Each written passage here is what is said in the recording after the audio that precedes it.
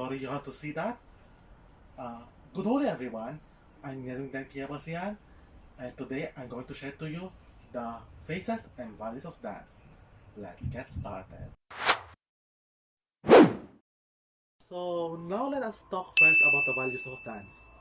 Now you may ask, why are we talking about this? It is because we can show through this what are the importance and how beneficial for us is dance.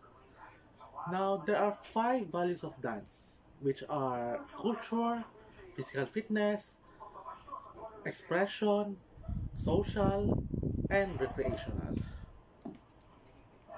Sorry about that.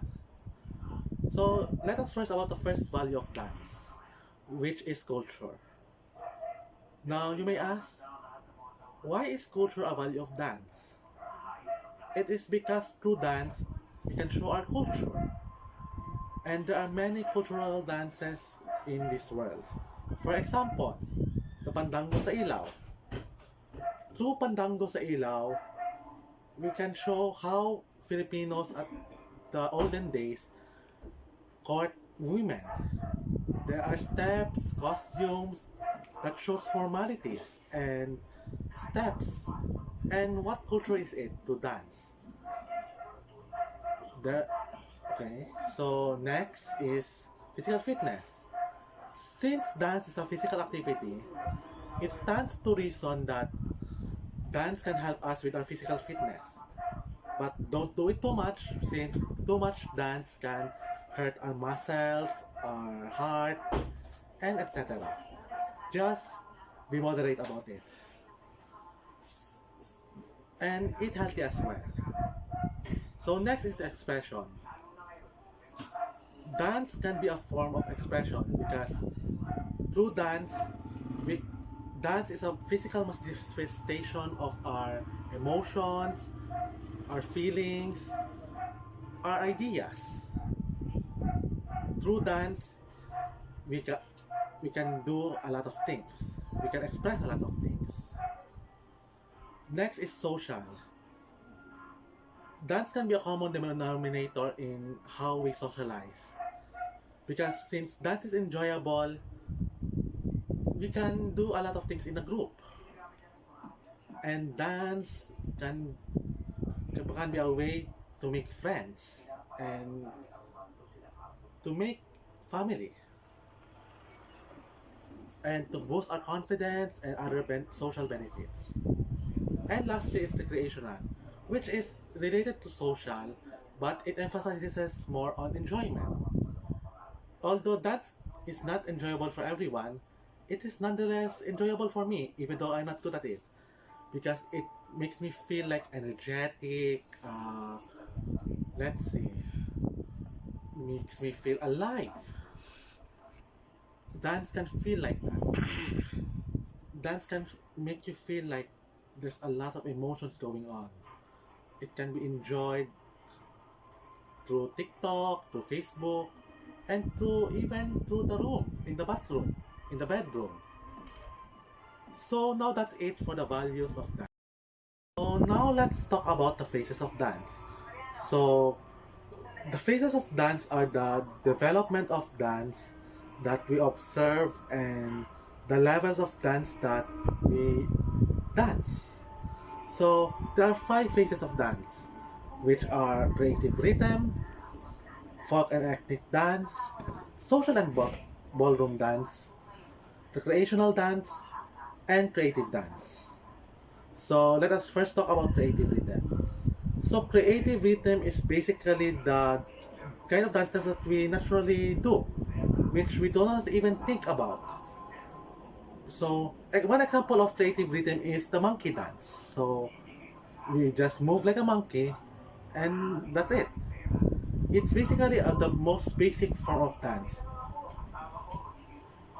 We just move our body according to what we want, and there's not necessarily story about it. We just show what we want to send a message. Sorry about that term. Anyway, so now let's talk about folk and ethnic dance.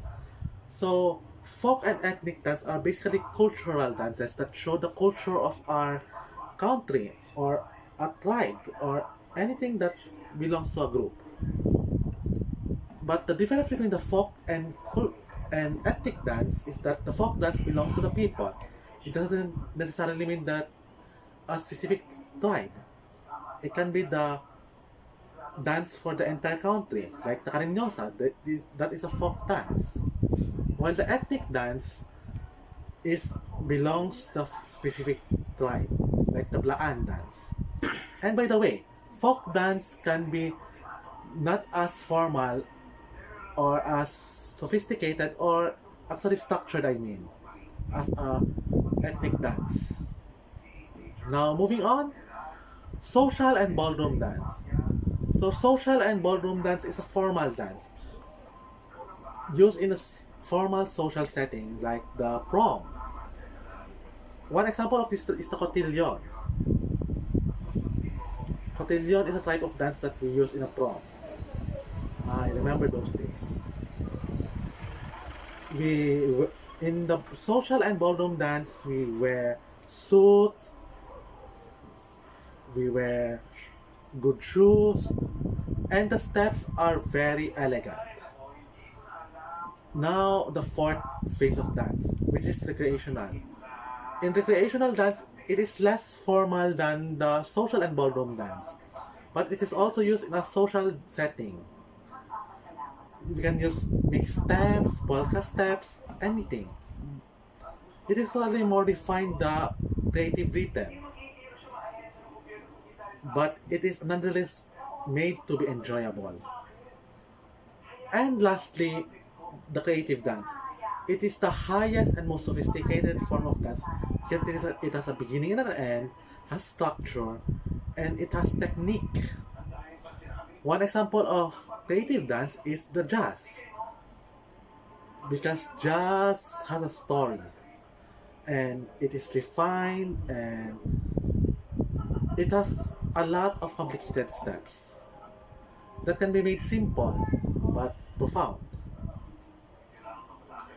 Creative dance requires a lot of artistic talent and skills. Now that's the end of my video presentation, and thank you for being with me.